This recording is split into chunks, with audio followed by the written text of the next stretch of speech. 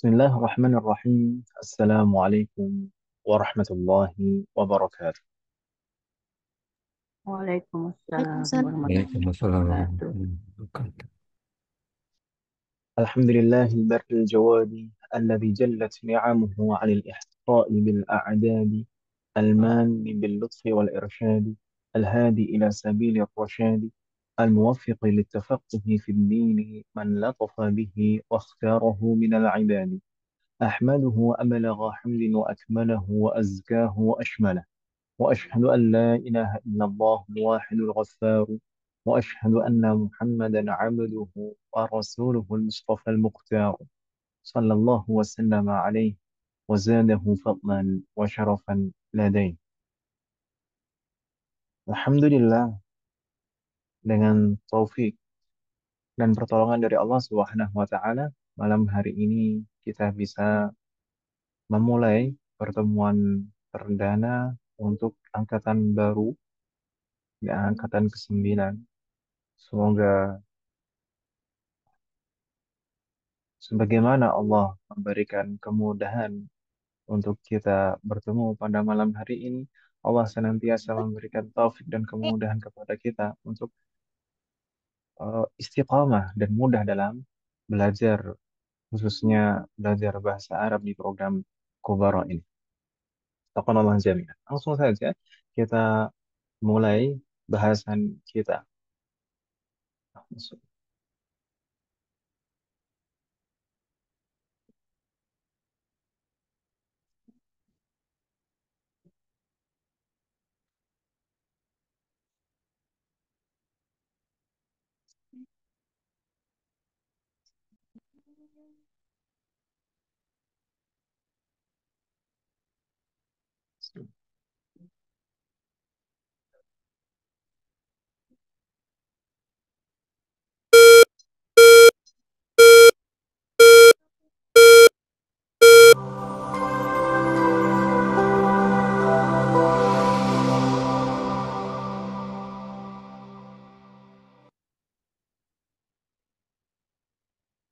Pertama, kita sampaikan kepada hadirin sekalian. Ahlan wa sahlan wa marhaban. Selamat datang di program Kubaro, yaitu kursus bahasa Arab online yang diselenggarakan oleh Markas Salman Al-Farisi. Ini adalah salah satu program yang diadakan oleh Markas Salman Al-Farisi. Di samping banyak program-program yang lain, selain kursus bahasa Arab online, selain Kubaro ini, masih ada program-program yang lain seperti pembelajaran Al-Quran di program Talaqqi. Kemudian ada juga eh, Majelis Mudarasah. Majelis Mudarasah itu adalah eh, majelis untuk mempelajari ilmu wajib yang wajib dipelajari oleh setiap muslim. Itu juga kita buka untuk umum, tapi untuk sekarang eh, khusus untuk akhwat. Namun kalau ada bapak-bapak ingin mengikuti bisa menyimak bersama dengan eh, istrinya. Wafaqqanallahu jami'an. Dan mungkin ke depannya semoga Allah memberikan taufik juga, kita ingin mengadakan program-program jangka pendek, pembelajaran-pembelajaran jangka pendek dalam bidang-bidang ilmu tertentu, baik akidah, fikih, kemudian bahasa Arab tentunya, dan sirah dan lain-lain. Semoga Allah berikan taufik dan kemudahan. Untuk bahasan kita malam hari ini adalah pertemuan perdana, jadi kita akan menyampaikan beberapa hal sebagai mukaddimah sebelum kita belajar bahasa Arab. Jadi di sana insya Allah pertama kita akan bahas seputar belajar bahasa Arab, kemudian yang kedua metode efektif belajar bahasa Arab, yang ketiga eh, terkait dengan program kita, materi pembelajaran dan sistem belajarnya seperti apa. Kemudian berikutnya nanti sistem penilaian dan kenaikan setiap semesternya bagaimana, dan tata tertib belajar kita. Dan kalau misalkan nanti masih ada waktu, kita akan bahas beberapa hal tambahan yang lain. Langsung saja, yang pertama seputar belajar bahasa Arab. Kita akan bahas ada 3 hal di sana. Motivasi atau tujuan kita belajar bahasa Arab, apa yang kita cari dalam belajar bahasa Arab. Kemudian yang kedua, pentingnya belajar bahasa Arab. Kenapa kita harus belajar bahasa Arab? Kemudian yang ketiga, unsur-unsur bahasa. Apa saja yang harus kita kuasai dan pelajari dalam belajar bahasa. Yang pertama, tujuan atau motivasi belajar bahasa Arab.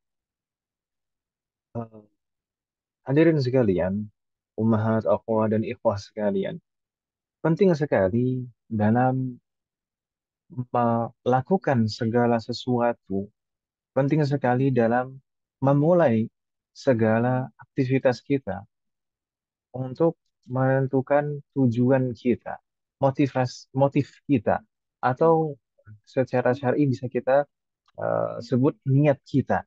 Niat kita apa? Apa yang mau kita dapat? Apa yang mau kita cari dalam setiap hal yang kita lakukan? Ini penting sekali kita menentukannya di awal, karena Rasulullah SAW bersabda, "Innamal a'mal binniyat wa innamal likulli imri'in ma nawa." Innamal a'mal binniyat. Setiap amalan itu tergantung pada niatnya. Wa innama likulli imri'in ma nawa. Dan setiap orang hanya akan mendapatkan yang dia niatkan saja. Kata innama di dalam bahasa Arab itu mengandung pembatasan, qasr atau hasr. Jadi artinya bukan sesungguhnya, tapi hanya. Setiap orang hanya akan mendapatkan yang dia niatkan saja. Nah, kita niat apa dalam melakukan aktivitas kita, kita niat apa dalam melakukan kegiatan kita, itu yang akan kita dapatkan nanti. Maka penting sekali, apalagi kita dalam proses belajar jangka panjang seperti ini, maka penting sekali kita mau apa, sebenarnya apa yang kita cari. Oh iya, dalam konteks khusus, dalam pembelajaran bahasa Arab, apa yang kita cari? Sebagai seorang yang beriman, sebagai seorang muslim, maka setidaknya ada niat-niat yang utama yang harus kita tanamkan di dalam hati kita. Yang pertama adalah mengharap ridha Allah dan pahala dari Allah Subhanahu wa taala. Kemudian yang kedua, kita belajar bahasa Arab untuk membantu kita dalam memahami syariat Islam. Kemudian yang ketiga, agar lebih khusyuk di dalam ibadah. Ini setidaknya tiga niat utama sebelum kita memulai belajar bahasa Arab yang harus kita tanamkan di dalam hati kita. Naam, kalau misalkan mau ditambahkan niat-niat yang lain, misalkan supaya bisa komunikasi dengan bahasa Arab atau yang lain-lain, misalkan nggak masalah. Tapi kita sebagai orang yang beriman, sebagai seorang Muslim, maka hendaknya yang niat yang harus kita tanamkan lebih dulu adalah setidaknya tiga niat ini. Harap pahala dan ridho dari Allah. Kemudian agar kita terbantu dalam memahami syariat Islam dengan benar dan agar lebih khusyuk di dalam ibadah. Hmm. Berikutnya kita agak cepat mungkin supaya cukup waktu kita. Kemudian pentingnya belajar bahasa Arab. Kenapa sih kita harus belajar bahasa Arab? Spesialnya bahasa Arab itu apa? Kenapa harus kita pilih dibanding dengan bahasa-bahasa yang lain? Maka di sana ada beberapa alasan yang kita sebutkan di sini. Yang pertama, karena bahasa Arab adalah bahasa yang memiliki keutamaan dibanding dengan bahasa lain. Sebenarnya pada dasarnya semua bahasa itu sama. Semua bahasa itu fungsinya sebagai alat komunikasi. Namun, karena bahasa Arab adalah bahasa yang dipilih oleh Allah Subhanahu wa taala sebagai bahasa agama terakhir, bahasa syariat terakhir, bahasa perantara nabi terakhir, maka bahasa Arab menjadi bahasa yang memiliki keutamaan lebih dibanding dengan bahasa-bahasa yang lain. Wafaqanallah jami'. Alasan yang kedua, kenapa penting belajar bahasa Arab? Karena dengan belajar bahasa Arab, kita akan terbantu kita akan lebih mudah dalam menghafal Al-Quran, memahaminya, dan mengamalkan hukum-hukum yang ada di dalam. Dan ini mungkin beberapa kali saya cerita, mungkin beberapa yang hadir atau hadirah di sini pernah menyimak majelis saya. Mungkin saya terkadang pernah bercerita eh, pengalaman pribadi saya. Dulu saya pernah ikut daurah Al-Quran, menghafal Al-Quran. Itu daurahnya sebenarnya programnya selama 3 bulan. Namun pada prosesnya, di sana di awal-awal itu eh, peserta itu dikelompokkan menjadi dua. Di sana pengelompokannya berdasarkan kemampuan kecepatan hafalan. Ada yang hafalannya cepat dan ada yang hafalannya biasa, normal.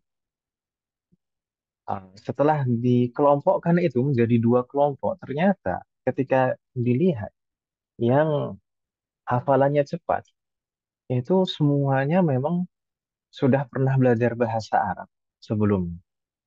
Dan yang hafalannya biasa, itu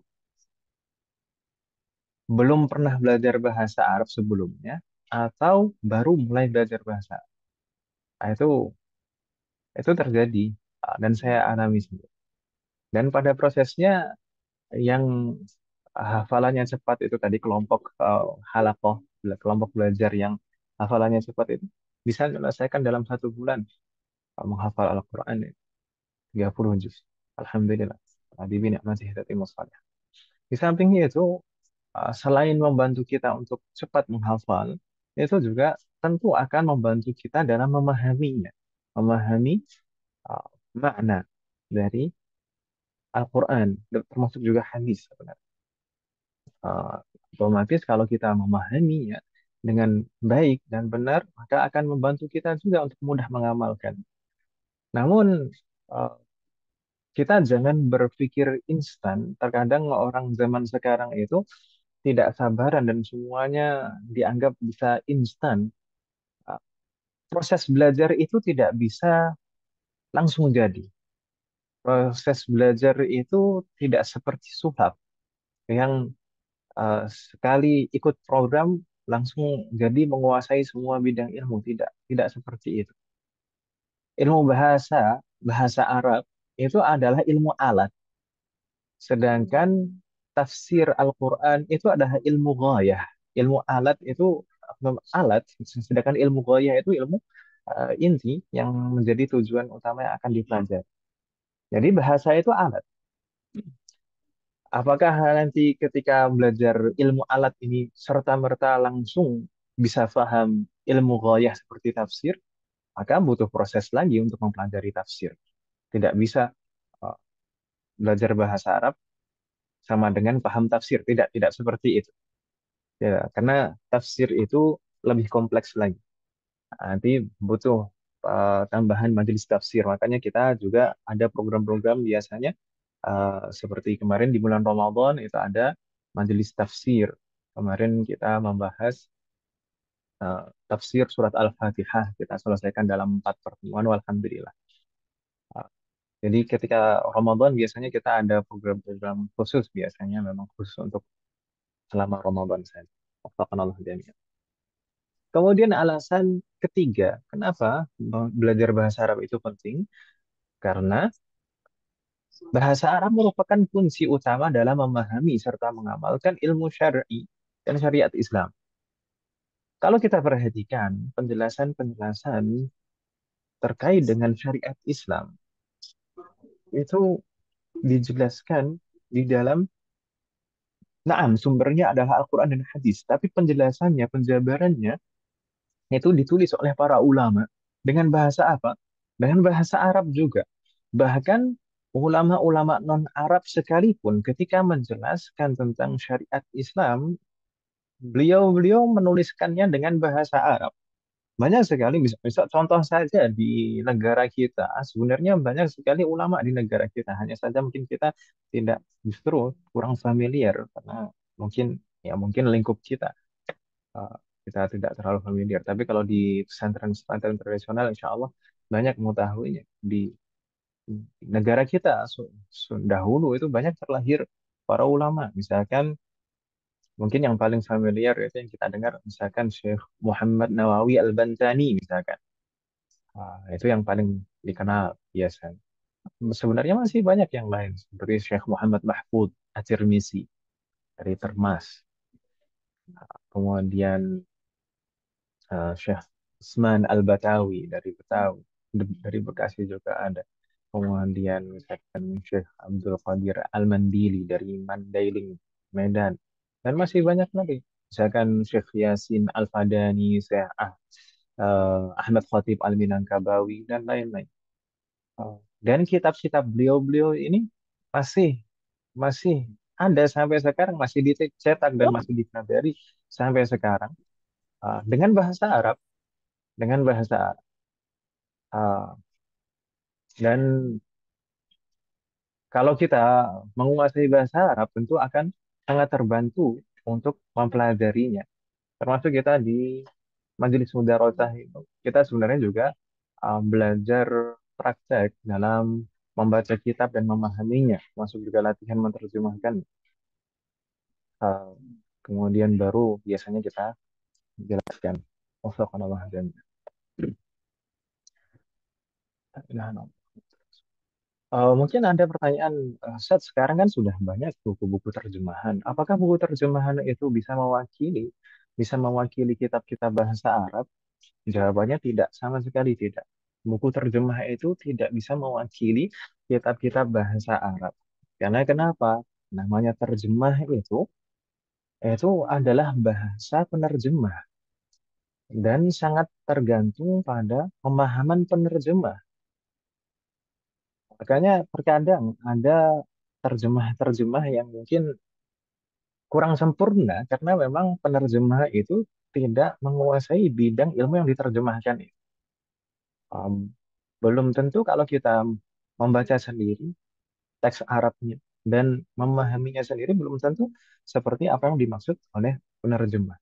Jadi kitab-kitab terjemah juga ya alhamdulillah sudah banyak, itu juga ada manfaatnya. Tapi kalau kitab-kitab yang berat, yang butuh guru, itu sebenarnya agak riskan kalau kita membaca kitab terjemah.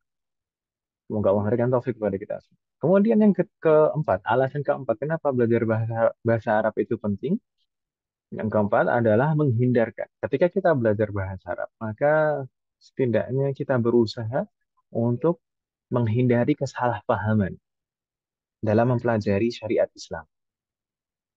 Karena sebenarnya kalau kita perhatikan banyak sekali uh, kesalahan-kesalahan, kesalahpahaman dalam praktik syariat Islam itu di antara sebabnya adalah salah memahami dalil, salah memahami teks Al-Quran, salah memahami teks hadis, atau salah memahami penjelasan ulama.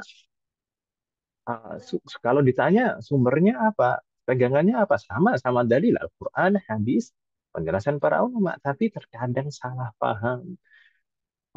Gak penting, penting sekali. Dan dengan kita belajar bahasa Arab dan menguasai bahasa Arab juga kita bisa memastikan terkadang juga informasi di zaman sekarang dengan media sosial yang terbuka lebar itu terkadang informasi itu butuh dipastikan, butuh dipastikan karena terkadang orang memenggal-menggal informasi sehingga informasi kita sampai ke kita itu tidak sempurna dan seakan seperti penggiringan opini seperti itu, maka itu sangat berbahaya. Dan itu kita temukan sejak beberapa tahun terakhir itu. Misalkan saja masalah niat, melafadzkan niat, gitu. Nah, itu sering sekali ada nukilan-nukilan yang tidak lengkap. Maka seperti itu kita perlu memastikan ke sumbernya, apakah benar seperti itu. Lalu yang sebenarnya bagaimana. Semoga Allah berikan taufik pada kita semua. Yang kelima, alasan penting belajar bahasa Arab adalah karena setiap ilmu yang berkaitan dengan Al-Quran dan Sunnah memiliki keutamaan lebih dibanding ilmu-ilmu yang lain. ilmu bahasa Arab. Bahasa Arab ini adalah bahasa Al-Quran dan bahasa hadis. Dan orang yang mempelajarinya serta mengajarkannya akan mendapatkan pahala. Singkatnya, belajar bahasa Arab itu adalah bagian dari belajar ilmu syar'i. Jadi, belajar bahasa Arab itu tidak hanya sekedar belajar alat komunikasi seperti bahasa-bahasa yang lain. Belajar bahasa Arab adalah termasuk bagian dari belajar ilmu syar'i. Maka ini keutamaan belajar bahasa Arab itu sebagaimana keutamaan belajar ilmu syar'i. Semoga Allah selalu memberikan taufik pada kita semuanya untuk istiqamah belajar bahasa Arab. Dan sehingga kita bisa memahami Al-Quran dan hadis dengan baik dan benar. Kemudian alasan keenam kenapa belajar bahasa Arab itu penting? Karena bahasa Arab adalah bahasa yang dimudahkan oleh Allah Subhanahu wa taala untuk dipelajari sebagaimana dimudahkannya Al-Quran. Allah Subhanahu wa taala berfirman, "Wa laqad yassarnal Qur'an lidzikri, fahal min muddakir." Wa laqad yassarna, dan sungguh kami telah mudahkan Al-Quran sebagai peringatan. Fahal min muddakir, maka adakah orang yang mengambilnya sebagai pelajaran? Para ulama menjelaskan, ketika Allah berjanji untuk memudahkan Al-Quran sebagai petunjuk, sebagai peringatan, maka konsekuensinya adalah Allah juga memudahkan bahasanya untuk difahami, memudahkan bahasa Arab untuk dipelajari dan difahami. Dan ini saya rasakan dan mungkin dirasakan kebanyakan santri. Saya dulu di pondok saya itu ada dua bahasa yang digunakan, bahasa Arab dan bahasa Inggris. Tapi mayoritas mayoritas santri itu lebih nyaman dan lebih mudah mempelajari bahasa Arab daripada bahasa Inggris. Meskipun secara kaidah sebenarnya bahasa Inggris itu kalau kita lihat lebih simpel daripada bahasa Arab. Tapi kenyataannya kita dahulu belajar bahasa Arab itu lebih enjoy, lebih nyaman, lebih mudah paham daripada bahasa bahasa yang lain. Semoga Allah berkata. Namun, namun juga terkait dengan poin yang keenam ini, jangan kita menggampangkan. Terkadang orang di antara sebab belajar bahasa Arab juga nggak kelar-kelar, nggak paham-paham, terlalu menggampangkan. Oh, bahasa Arab itu kan bahasa yang dimudahkan, diberikan kemudahan untuk mempelajarinya. Akhirnya apa? Belajar bahasa Arab terlalu santai.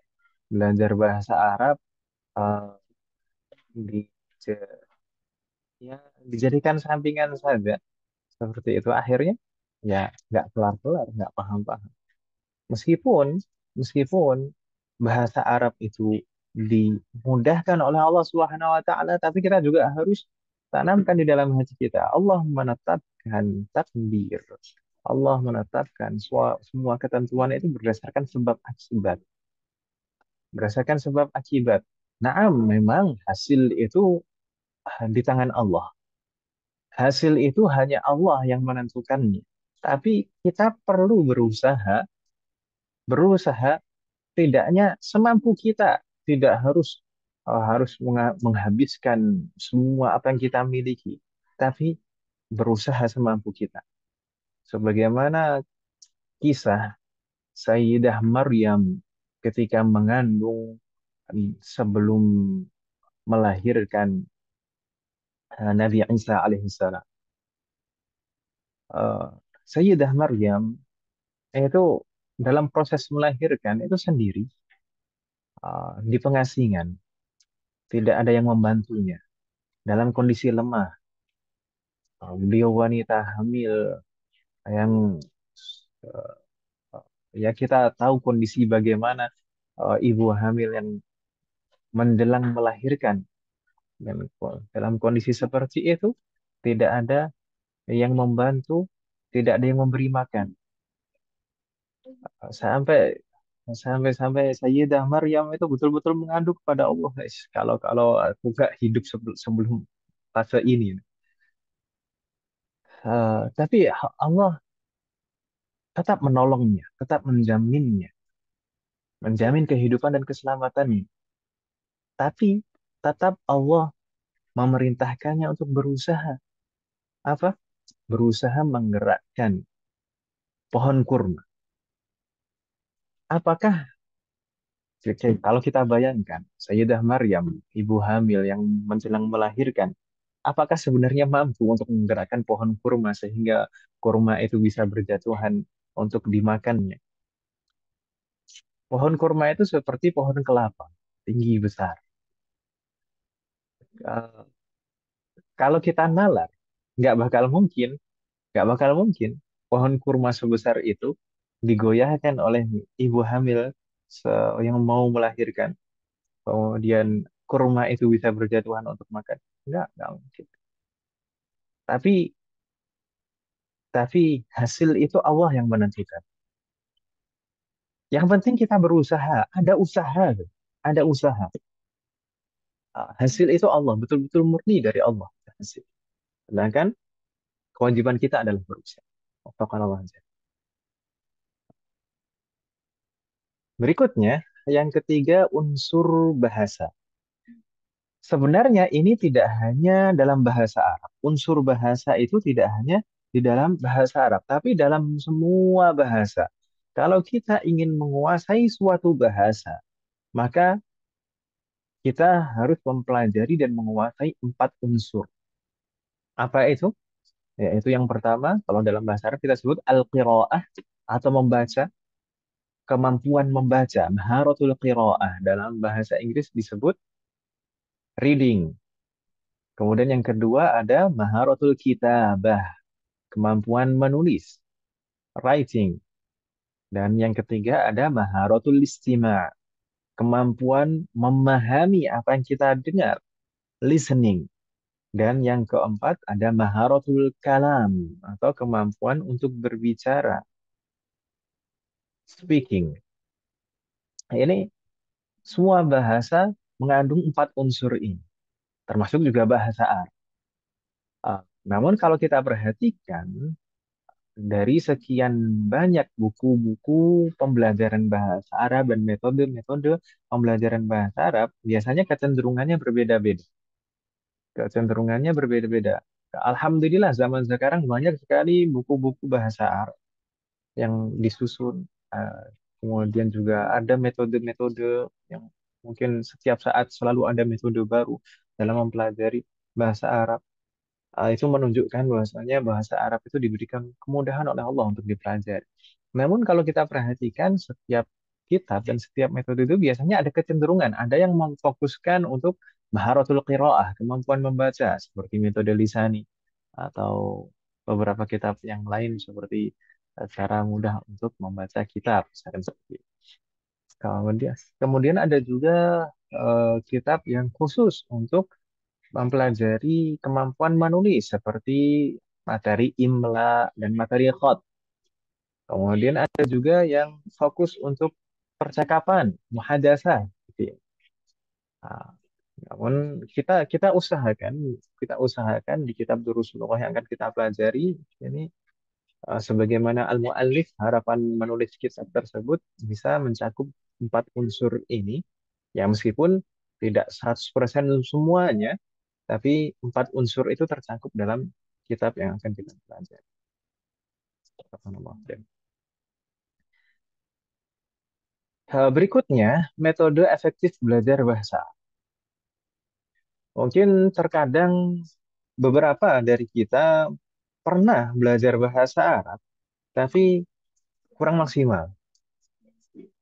Lalu apa solusinya? Apa solusinya agar kita dalam belajar bahasa Arab itu bisa maksimal? Yang paling pertama, bagaimana kita sebutkan di awal tadi, yang paling pertama, yang paling penting sebelum kita melakukan semua aktivitas kita, termasuk dalam belajar, adalah tata niat kita. Kita luruskan niat kita. Kita belajar bahasa Arab itu untuk apa? Karena sebagaimana kita sebutkan di awal tadi, wa inna malikul limri'in manawa, setiap orang itu hanya akan mendapatkan yang diniatkan saja. Jadi kita belajar bahasa Arab itu untuk apa? Apakah apa istilahnya orang sekarang FOMO ini, ikut-ikutan, oh teman-teman belajar bahasa Arab, maka kita ikut belajar bahasa Arab juga. Uh, Maka ya hanya itu saja akan didapatkan. Atau kita, oh, kita belajar bahasa Arab ingin terbantu dalam memahami Al-Quran, ingin mendapatkan pahala, ingin uh, memahami ke syariat Islam, ingin terbantu dalam membaca kitab, kemudian bisa menyimak penjelasan Syekh langsung seperti itu. Maka tata niat kita, mumpung masih di awal, luruskan niat kita. Kemudian langkah berikutnya setelah menata niat kita, maka kita harus memiliki sifat seorang penuntut ilmu. Karena sebagaimana kita sebutkan tadi, belajar bahasa Arab adalah bagian dari belajar ilmu syar'i. Belajar bahasa Arab itu masuk kategori belajar ilmu syar'i, maka kita juga harus memiliki sifat-sifat seorang penuntut ilmu syar'i. Sebenarnya kitab-kitab yang membahas tentang sifat-sifat orang penuntut ilmu syar'i itu banyak sekali.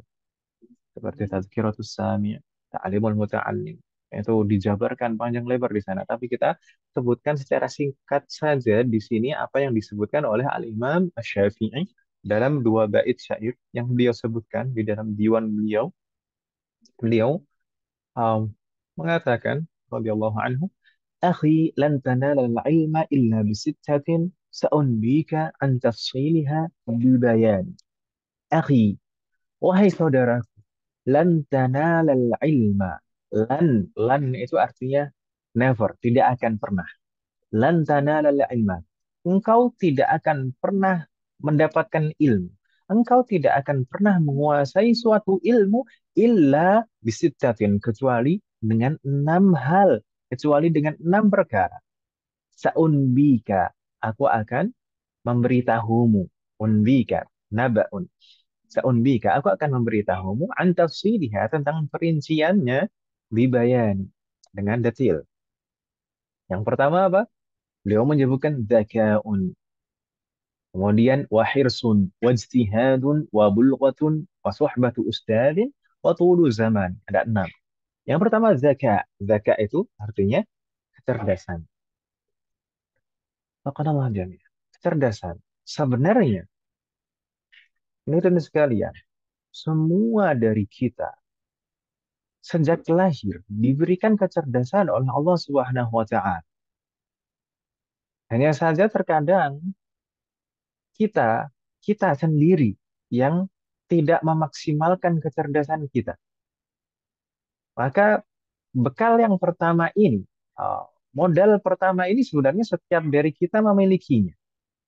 Mungkin pertanyaannya berikutnya, bagaimana kita menjaga kecerdasan kita dan bagaimana kita meningkatkan kecerdasan kita?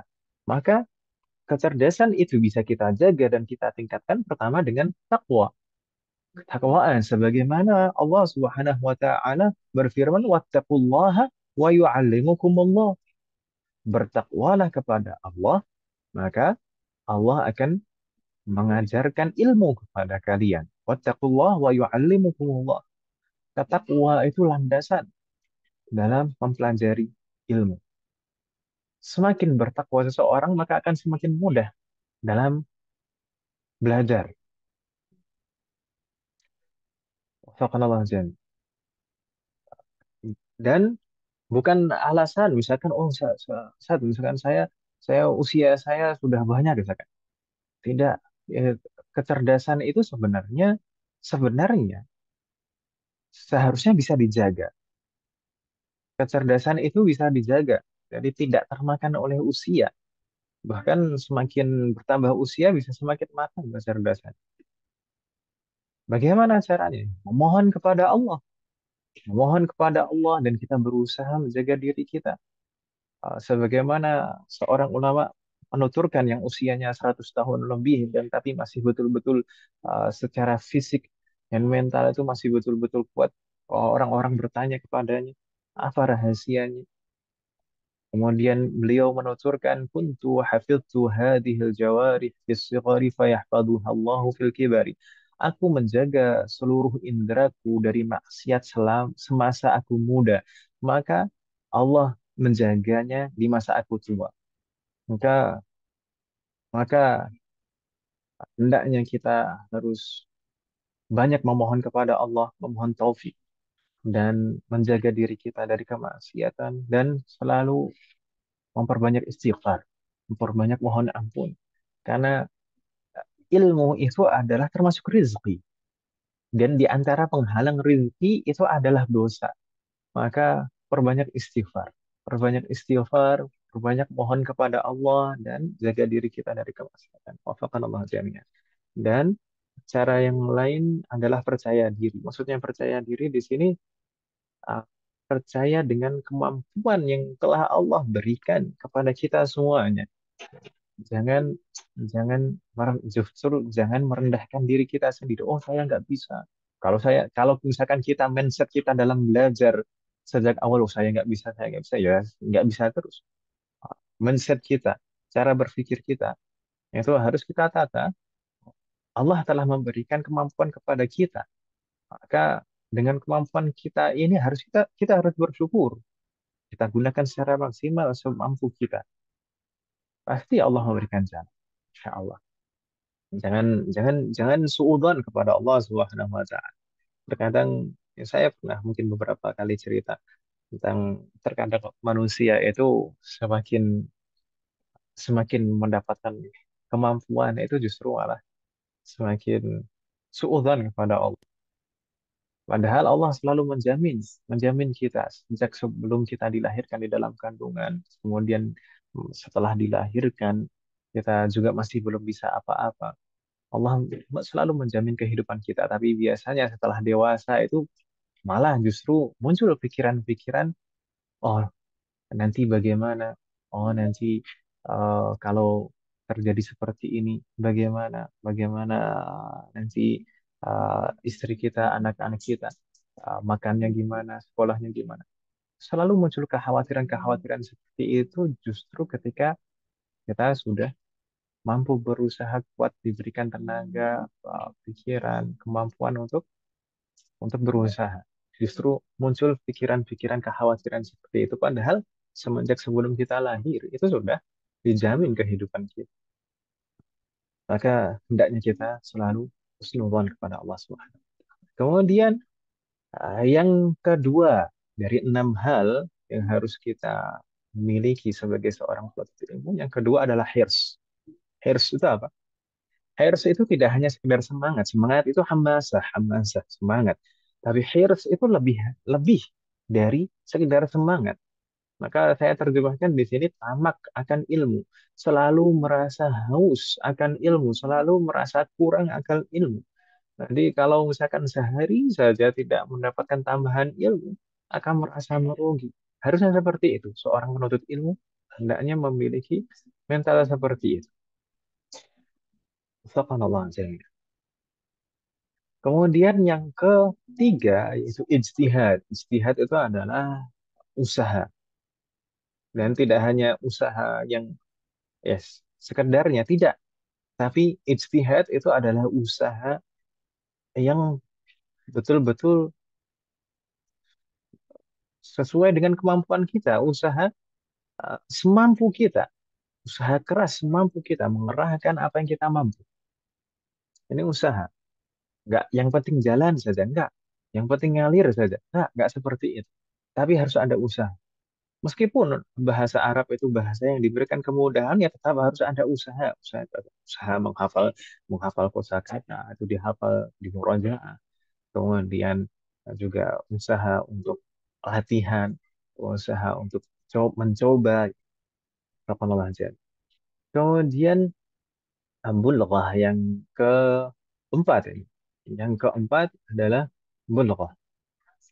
Bulaghah itu bisa kita artikan bekal, bekal yang cukup. Dalam riwayat yang lain, kata bulughah ini disebut dengan kata zakaun wahs. Wa dirham, dirham, dirham itu mata uang. Tapi di riwayat yang kita nukilkan ini eh, disebutkan bulughah. Bulughah itu lebih umum, bekal, bekal yang cukup. Bekal yang cukup di sini mencakup apa saja? Mencakup semua kebutuhan yang mendukung belajar kita. Baik, ya mungkin biaya, tapi tidak selalu terkait dengan biaya.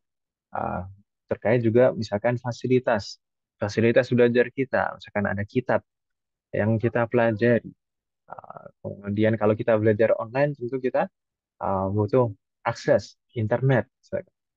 Kemudian ada device, ada gadget untuk fasilitas belajar kita. Kemudian ada buku-buku catatan, ada alat tulis dan lain sebagainya. Maka kita harus siapkan semua kebutuhan yang mendukung belajar kita.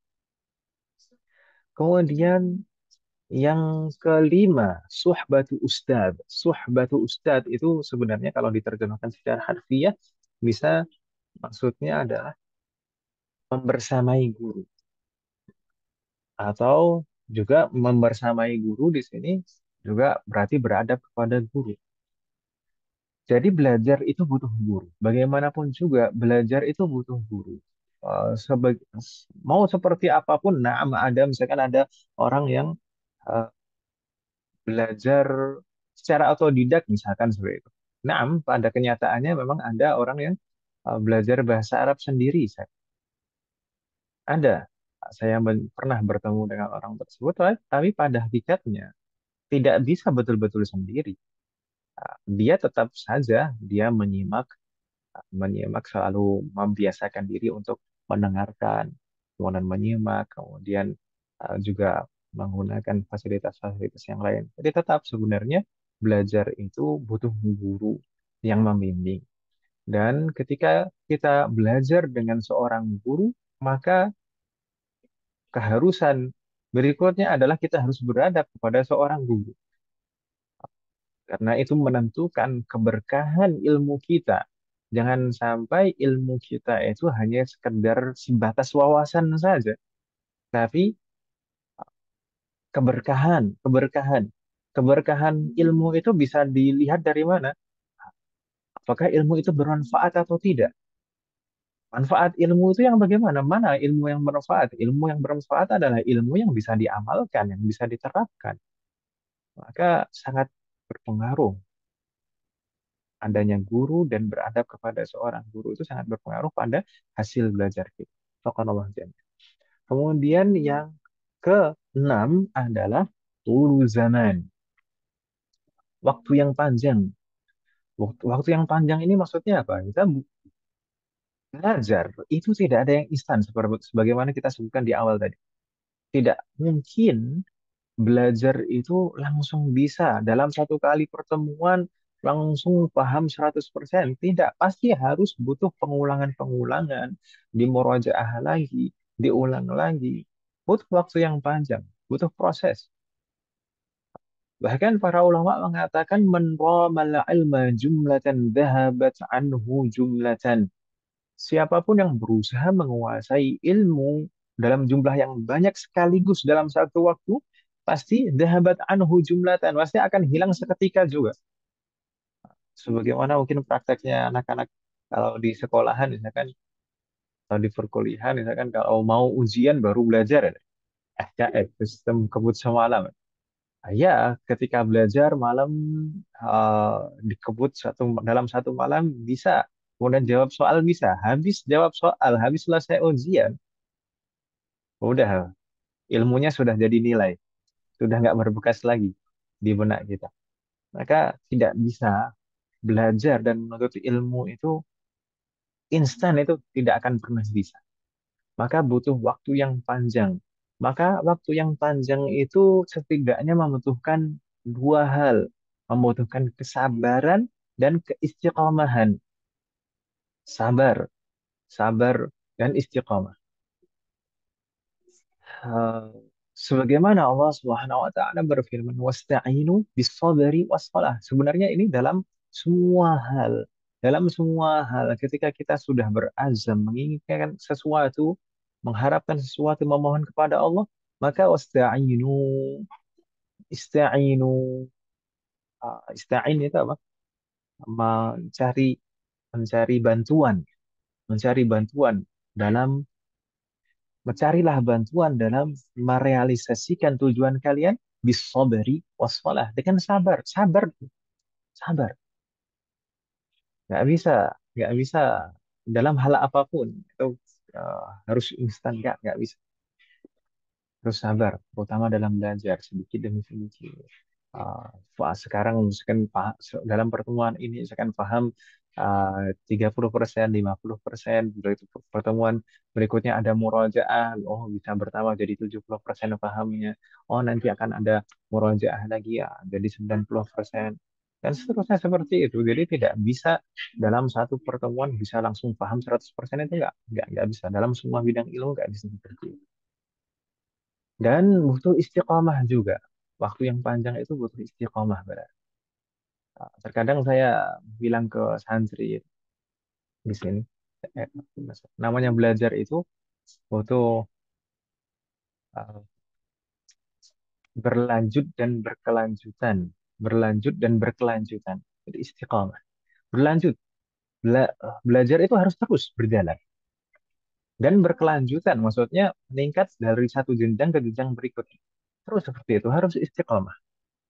Nggak bisa kalau misalkan sekarang belajar, kemudian uh, setelah beberapa waktu, kemudian futur, misalkan wala'ayatubillah, kemudian berhenti belajar. Semoga Allah memberikan taufik kepada kita semua. Maka kalau misalkan seperti itu, nanti kalau misalkan mau belajar lagi, ngulang dari awal lagi. Terus saja seperti itu. Ketika teman-teman yang lain yang istiqomah itu terus belajarnya sudah sampai anak tangga ke-17 misalnya, oh kita ya masih eh, anak tangga kelima, kemudian mulai dari awal lagi balik ke anak tangga pertama, terus saja seperti itu. Ya maka butuh keistiqomahan, butuh berlanjut dan berkelanjutan dalam belajar. Semoga Allah berikan taufik kepada kita semuanya dan keistiqomahan dalam proses belajar kita dan proses belajar apapun, tidak hanya bahasa. Kemudian materi yang akan kita pelajari dan sistem belajar kita bagaimana? Insya Allah kita di program Kubaro ini. Ini program Kubaro ini termasuk program jangka panjang. Mungkin nanti akan kita buka juga program-program jangka pendek sebagai penunjang. Semoga Allah memberikan taufik dan kemudahan juga. uh, cukup untuk 8 pertemuan, 10 pertemuan seperti itu untuk jangka pendek. Tapi kalau program Kubaro ini adalah program jangka panjang, yang kitab yang akan kita pelajari adalah kitab yang cukup tebal, yaitu kitab Durusul Lughah Al-Arabiyah li Ghairin Natiqina Biha, yang mana kitab ini pada awalnya digunakan di program persiapan bahasa di Universitas Islam Madinah dahulu. Ah, dan pada awalnya kitab ini terdiri dari 3 jilid, tapi pada prosesnya ah, kitab ini jadi 4 jilid. Jadi jilid yang ketiga dibagi menjadi 2. Nah, jadi totalnya sekarang 4 jilid. Yang cetakan-cetakan yang baru sekarang terdiri dari 4 jilid. Namun kitab Rusulullah ini nanti akan kita berikan PDF, yang PDF ini sebenarnya bukan kitab yang bukan kitab Dursulullah yang memang asli cetakan-cetakan yang beredar di pasaran, tapi kitab yang kita bagikan nanti sudah kita susun ulang. Kita susun ulang, sudah kita tambahkan penjelasan-penjelasan, kaidah-kaidah, kemudian juga terkait dengan latihan-latihannya, ada penjelasan-penjelasan. Maka mungkin semoga harapannya dengan susunan yang baru itu bisa lebih memudahkan kita untuk belajar. Dan 4 jilid dari kitab Durusul Lughah ini, kalau kita perhatikan, jilid pertama itu terdiri dari 23 bab, akan kita bagi menjadi 2 semester. Jilid 2 terdiri dari 31 bab, akan kita bagi menjadi 3 semester. Jilid 3 terdiri dari 17 bab, akan kita jadikan 1,5 semester. Dan jilid 4 kita jadikan, jilid 4 juga 17 bab, kita jadikan 1,5 semester. Maka totalnya semuanya ada 8 semester. Semester satu nanti ada 12 bab, semester 2 11 bab, semester 3 dan 4 10 bab, semester 5-nya 11 bab, semester 6 11 bab, semester 7 nanti 12 bab, dan semester 8 11 bab. Kurang lebih gambarannya untuk materi yang akan kita pelajari seperti ini secara umum. Sedangkan untuk sistem belajar kita betul-betul full online. Jadi melalui Zoom, biasanya kita gunakan Zoom, maka dipersiapkan setiap kali pertemuan, koneksinya, aplikasinya, kemudian juga fasilitas penunjang yang lain. Eh, Apakah ada pertemuan offline? Sebenarnya secara terjadwal dan secara resmi tidak ada pertemuan online, kecuali kalau misalkan suatu ketika pengajar itu ada yang mungkin satu kelas itu kebanyakan misalkan di Jakarta, misalkan seperti itu, dan kebetulan eh, pengajarnya sedang berkunjung ke Jakarta, itu misalkan, maka kalau misalkan ada janjian, oh kita sekali-kali belajar offline bertemu, itu bisa seperti itu, dan itu beberapa kali sudah adanya seperti itu. Satu semester kurang lebih masa aktif belajarnya. Oh, ada pertanyaan satu semester berapa bulan? Satu semester kurang lebih masa aktif belajarnya sekitar 4 sampai 5 bulan. 4 sampai 5 bulan.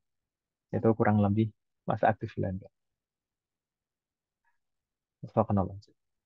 Kemudian untuk waktu belajar atau durasi belajarnya bagaimana? Waktu belajar kita itu 1 kali pertemuan dalam 1 pekan dengan durasi 1,5 jam. Jadi dalam 1 pekan itu uh, hanya 1 kali pertemuan dengan durasi 1,5 jam.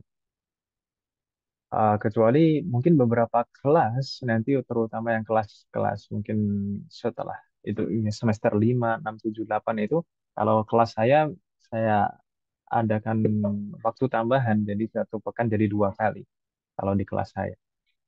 Uh, karena ya karena butuh waktu untuk mengajar juga dan tambahan-tambahan yang lain.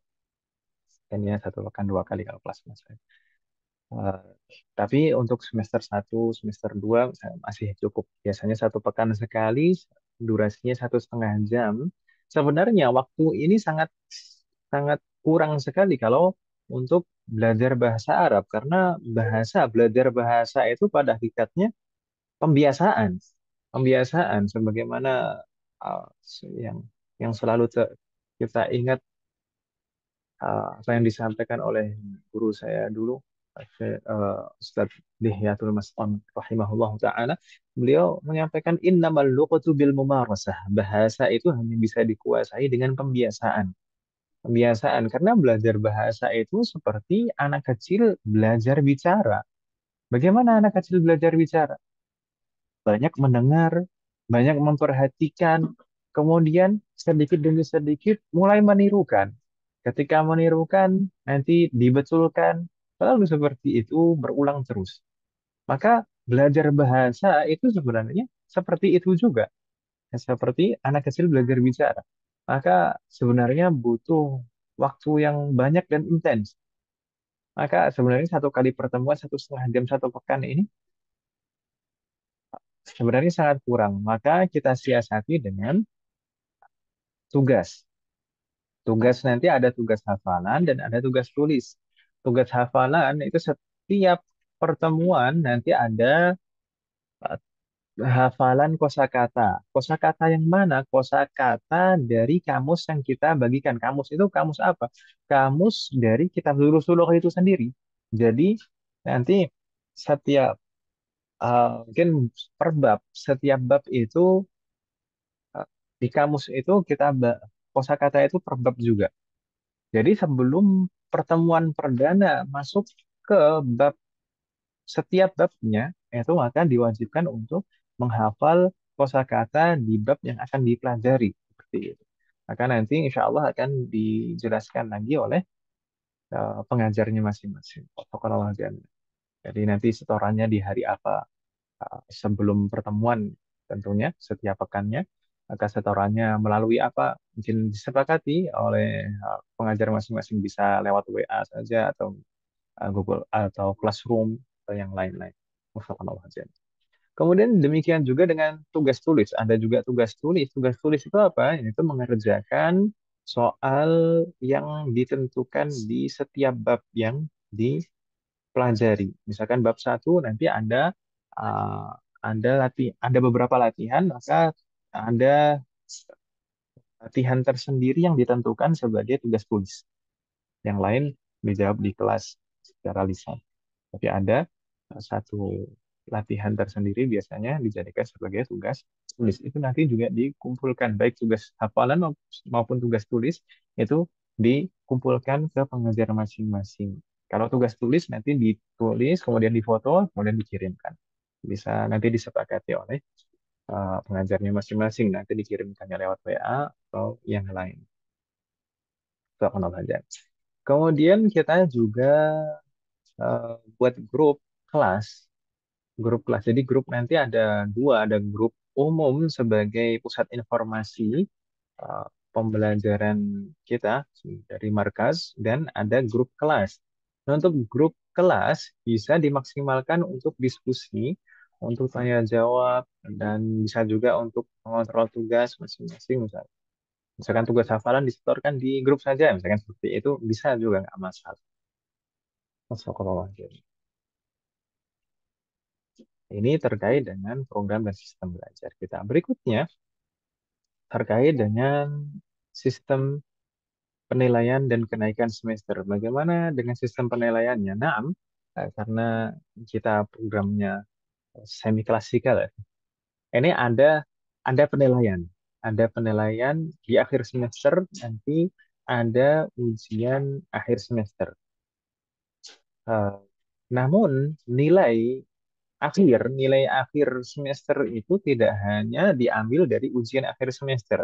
Nanti nilai akhir semester itu juga dilihat dari kehadirannya. Jadi kehadiran itu akan mempengaruhi 10% dari nilai, kemudian tugas dan keaktifan di kelas. Jadi tugas-tugas setiap pekannya, tugas hafalan, tugas tulis, kemudian keaktifan dalam menjawab di kelas itu mempengaruhi 30% nilai, dan terakhir 60% sisanya itu dari ujian tulis. Jadi mudah insya Allah.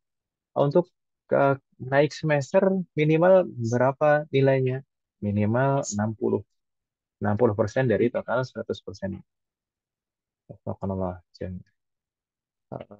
Terkait dengan predikat, nanti insya Allah setiap semester itu akan ada predikat nilai. Setelah uh, ujian akhir semester ada predikat nilai. Nilai 90 sampai 100 itu predikat yang mumtaz, istimewa. Kemudian nilai 80 sampai 89 itu predikatnya jayyid jiddan. Predikat itu bahasa Arabnya takdir. Takdir, takdir nataij. Ini predikat nilai. Kalau jayyid jiddan itu baik sekali. 80 sampai 95. Kalau nilainya 70 sampai 79 maka jayyid. Baik saja. Kalau nilainya 60 sampai 69, ke makbul. Makbul itu cukup lah untuk dalam bahasa Jawa. Tapi kalau misalkan kurang dari itu, 80, 59 atau kurang, maka predikatnya rosip. Rosip itu kurang, berarti tidak mencukupi nilainya, maka harus mengulang pembelajaran. Apa nama? Berikutnya, berapa sekarang? Alhamdulillah. Tata tertib belajar. Tata tertib belajar. 7 tips sukses. Belum tata tertib, di sini ada tips sukses belajar online. Yang pertama, jadikan belajar ini sebagai lahan ibadah, bukan sebagai beban. Jangan seperti misalkan ketika sekolah, di masa-masa sekolah. Jadi sekolah itu kalau misalkan berangkat sekolah itu seakan-akan ini ada tugas-tugas, harus harus ngerjain soal-soal dan lain sebagainya. Jangan dipikirkan itu. Tapi jadikan belajar ini sebagai lahan ibadah kita. Sadari bahwasanya kita belajar itu dalam rangka ibadah. Kita menghafal itu dalam rangka ibadah. Kita latihan itu dalam rangka ibadah. Maka akan lebih ringan kita dalam proses belajar kita. Kemudian yang kedua, menghadiri pembelajaran tepat waktu sesuai dengan jadwal yang ditetapkan atau sesuai dengan pengarahan ustadz masing-masing. Diusahakan betul-betul tepat waktu. Kalau misalkan bisa hadir masuk kelas sebelum mulai ustadznya mulai itu jauh lebih baik. Jangan nunggu, oh ustadznya udah mulai beberapa menit baru masuk. Terkadang akan terlewat beberapa penjelasan di awal. Maka usahakan hadir tepat waktu. Kemudian yang ketiga, mempersiapkan perlengkapan belajar online sebelum dimulai pelajaran dan pastikan koneksi jaringan stabil. Karena belajar kita online, maka mungkin berbeda dengan belajar offline. Maka harus ada yang ditata dan disiapkan terlebih dahulu sebelum kita belajar. Akan disiapkan baik koneksinya, kemudian perlengkapan-perlengkapan. Kemudian yang keempat, memilih atau menentukan tempat yang kondusif untuk belajar. Karena belajar kita online, maka tidak ada kelas khusus yang saat dalam satu ruangan itu hanya kita saja untuk belajar. Tidak seperti itu, maka kita harus menentukan dan memilih tempat sendiri, misalkan di kamar atau di ruangan khusus atau di mana yang memang kondusif untuk belajar. Kemudian yang kelima, disarankan untuk open mic dan memperhatikan kondisi sekitar tetap. Nah, kalau misalkan memungkinkan untuk open mic, tidak bising misalkan tidak ada orang lain di sekitar kita, maka usahakan open mic supaya apa? Supaya interaksi interaksi antara guru dan murid itu bisa berjalan dengan baik. Misalkan kalau ustadznya bertanya atau ustadznya mendapatkan apa, itu bisa langsung menanggapi. Kemudian yang keenam, fokus mengikuti proses belajar sampai akhir. Dan yang ketujuh, jangan ragu. Ini penting. Yang ketujuh, jangan ragu untuk bertanya serta berinteraksi dengan pengajar selama KBM dan berkonsultasi di luar KBM jika menemukan kendala belajar.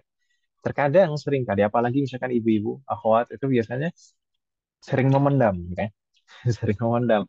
Jadi kalau misalkan nggak paham, dipendam terus. Oh, ini lama-lama menumpuk. Jangan seperti itu. Kalau misalkan ada yang nggak paham, langsung tanyakan.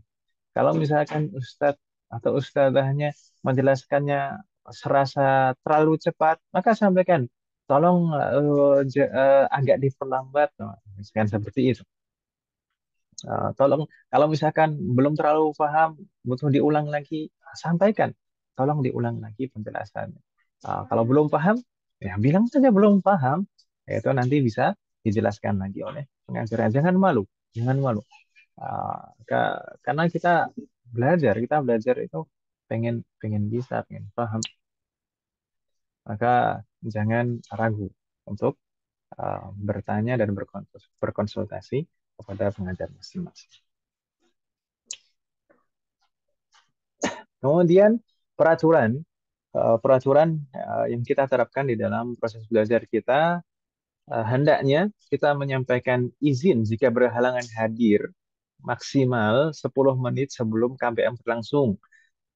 Jadi kalau misalkan nanti karena mungkin akan dicek oleh pengajar masing-masing kehadirannya, maka usahakan kalau misalkan berhalangan hadir, izin, izin setidaknya 10 menit sebelum KBM. Kemudian yang kedua, berpakaian rapi dan sopan selama berlangsungnya KBM. Meskipun kita belajar online dan di tempat kita masing-masing, tapi kita ingat, itu kita belajar bahasa Arab itu juga termasuk bagian dari belajar ilmu syar'i. Dan setiap orang yang duduk dalam rangka belajar ilmu syar'i itu selalu disaksikan dan dikelilingi oleh para malaikat. Maka beradab, ini termasuk adab dalam menuntut ilmu. Maka berpakaian yang rapi dan sopan. Meskipun kameranya ditutup sekalipun, maka tetap kita harus menjaga adab dalam menuntut ilmu. Kemudian yang ketiga, tidak meninggalkan kelas sebelum KBM selesai kecuali ada unsur yang mendesak. Dan yang keempat, mengumpulkan tugas tepat waktu sesuai yang ditentukan oleh pengajar masing-masing. Dan yang kelima, mencantumkan nama asli pada akun Zoom saat KBM ini untuk memudahkan dalam interaksi dan komunikasi juga. Subhanallah.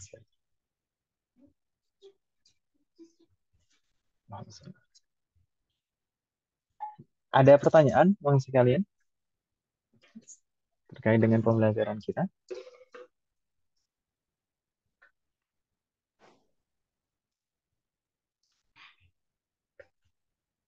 Tidak, Halo? Ustaz, insya Allah. Alhamdulillah. Eh, di sini ada beberapa hal-hal yang lain tambahan mungkin terkait dengan Markas Salman. Mungkin ada yang belum tahu tentang Markas Salman, tentang lokasinya, programnya apa saja, dan tenaga pengajarnya siapa saja. Sebenarnya Markas Salman itu pada awalnya dulu kita adakan tidak secara online seperti ini.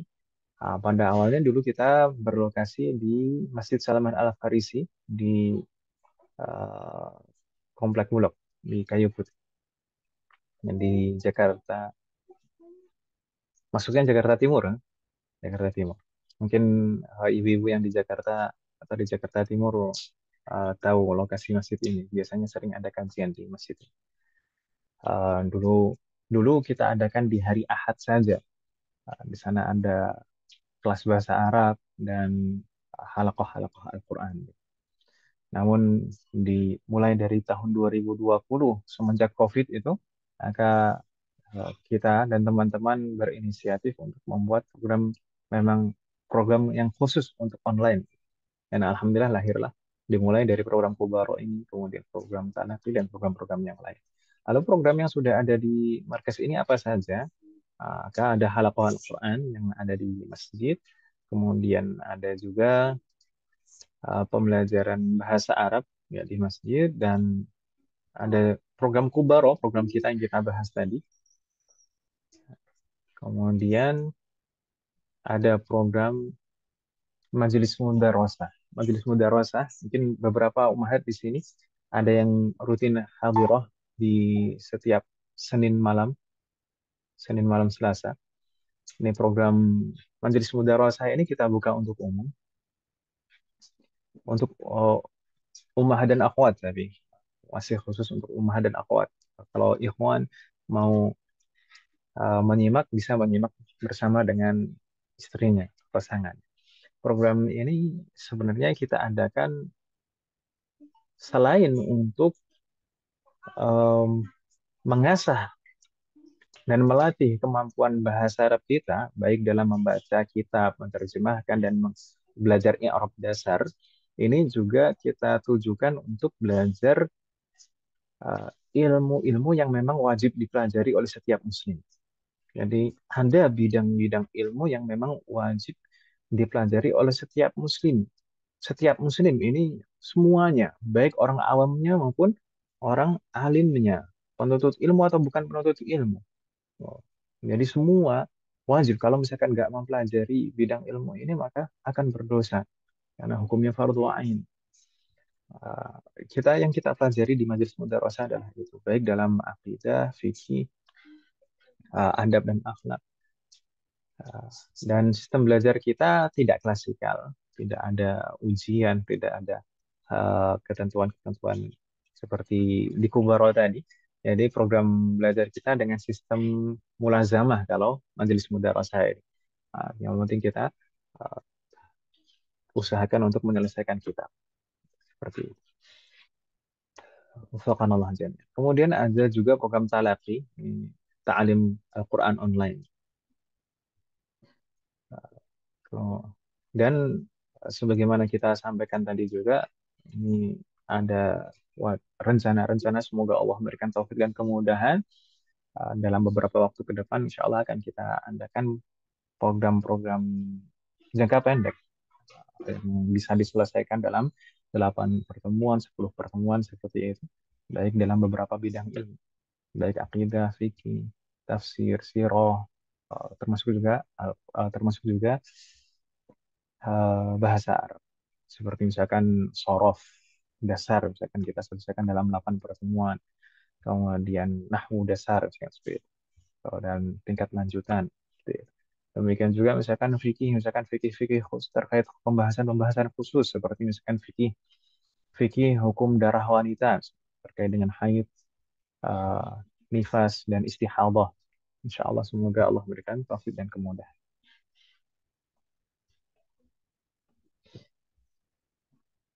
Untuk tenaga pengajar sebenarnya cukup banyak tenaga pengajar di markas kita.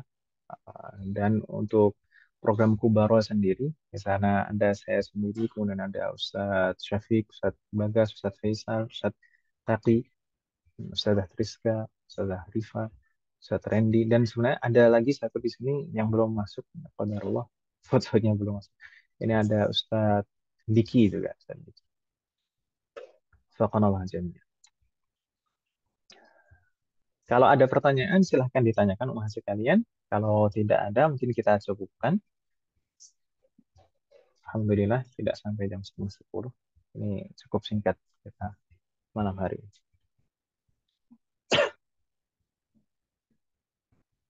Nah, insya Allah untuk rekaman ini nanti kita share, kita usahakan kita share.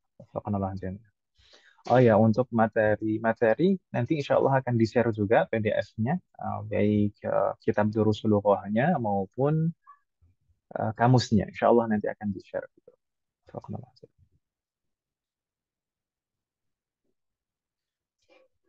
Nah, untuk yang mungkin di sini ada yang ikut program akselerasi. Nanti insya Allah akan diinfokan lagi oleh admin. Nanti akselerasi, nanti pengerjaan soalnya kapan, dan nanti akan melalui nomor admin insya Allah. Pengumumannya kapan, penempatannya ke kelas mana. Kalau ada bukunya jilid 1 tetap pakai PDF nanti, Ustaz. Silahkan, tidak masalah kalau misalkan ada yang sudah punya buku Kitab Durusulullah, itu digunakan tidak masalah. Tapi kalau misalkan menggunakan kitab yang PDF yang kita kirimkan, nah itu mungkin akan lebih mudah sesuai, karena mungkin sesuai berurutan dengan apa yang disampaikan oleh pengajar masing-masing. Karena di sana ada tambahan-tambahan seperti kaidah-kaidah. Di kitab cetakan yang di pasaran itu tidak ada penjelasan kaidah-kaidah di cetakan. Sedangkan di PDF kita sudah kita tambahkan kaidah-kaidah, baru masuk ke hiwar dan latihannya. Karena latihan-latihan itu berdasarkan kaidah di sana. Kalau kalau nggak paham kaidahnya, maka bingung menjawab latihan-latihan. Gitu, Om. Wafakallahu. Baik, ada pertanyaan lagi?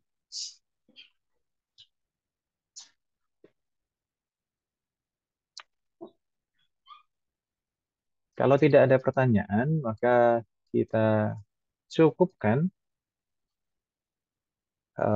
Semoga apa yang kita bahas dan pelajari pada malam hari ini bermanfaat dan barokah. Semoga Allah selalu memberikan taufik, kemudahan, keberkahan, kesabaran, dan keistiqomahan dalam proses belajar kita. Semoga Allah selalu memberikan kemudahan, keberkahan, kemudahan, keberkahan, dan taufik dalam setiap urusan kita.